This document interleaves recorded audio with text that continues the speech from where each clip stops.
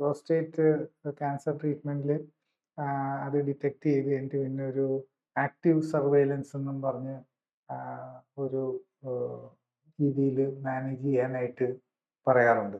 ഈ active surveillance എന്ന് പറയുന്നത് ഈ പ്രോസ്റ്റേറ്റ് ക്യാൻസറിൽ എന്താണ് ഉദ്ദേശിക്കുന്നത്? ഇപ്പം നമ്മുടെ വെസ്റ്റേൺ വേൾഡിലും ഇപ്പം ജനറലി ഒരു പ്രോട്ടോകോൾ പ്രകാരം നമ്മളിപ്പം പറയുന്നത് അപ്പം വെസ്റ്റേൺകാരുടെ കാര്യത്തിലാണ് പ്രത്യേകിച്ച് ഇത് 6 മാസം കൂടുമ്പം ഒന്ന് പേഴ്സൺ നോക്കുക. ഒരു 2 3 വർഷം കഴിഞ്ഞ് കഴിയുമ്പോൾ വീണ്ടും ഒന്നും കൂടെ ബയോപ്സി ചെയ്യുക.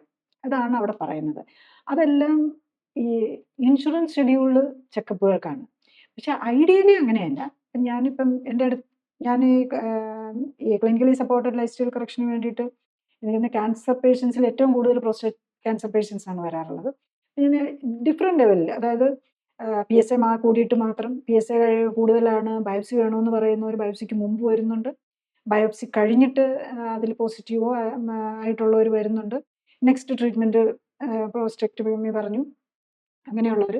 ഈവൻ 4th സ്റ്റേജിൽ കംപ്ലീറ്റ് എക്സ്റ്റെൻസീവ് ആയിട്ടുള്ള വന്നിട്ടുണ്ട്. അങ്ങനെയുള്ളവരും വരാറുണ്ട്.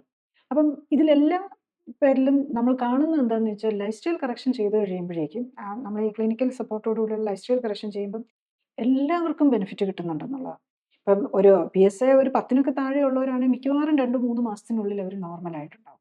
PSA നോർമലിലേക്ക് പോരും, പ്രോസ്റ്റേറ്റിൻ്റെ സൈസ് കുറഞ്ഞു വരും.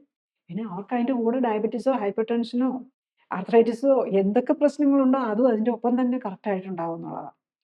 പിന്നെ ഇപ്പോൾ 4th സ്റ്റേജ് ഒക്കെ ആണെന്നുള്ള 4th സ്റ്റേജുള്ള പേഷ്യൻസും ഉണ്ട്.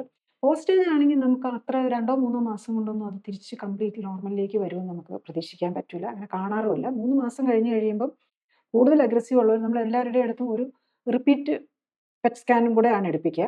പക്ഷേ ഈ പ്രോസ്റ്റേറ്റിൻ്റെ സൈസ് അറിയാൻ വേണ്ടിയിട്ട് എവരി മന്ത് നമുക്ക് അൾട്രാസൗണ്ട് സ്കാൻ എടുക്കാം. പക്ഷേ പെറ്റ് സ്കാനൊക്കെ കുറച്ച് റേഡിയേഷൻ റിസ്ക്കും കൂടെ ഉള്ളതുകൊണ്ട് നമ്മൾ 3 മാസം കൂടുമ്പോഴാണ്. അപ്പോൾ 3 മാസം കൂടുമ്പം ഇപ്പോഴും ഒരു പേഷ്യൻ്റ് നല്ല ക്ലിയർലി അതിനകത്ത് കുറവ് വന്നിട്ടുണ്ട്. കൂടുതൽ അറിയാൻ ലിങ്ക് ക്ലിക്ക് ചെയ്യുക. കൂടുതൽ വീഡിയോകൾക്കായി സബ്സ്ക്രൈബ് ബട്ടൺ അമർത്തുക.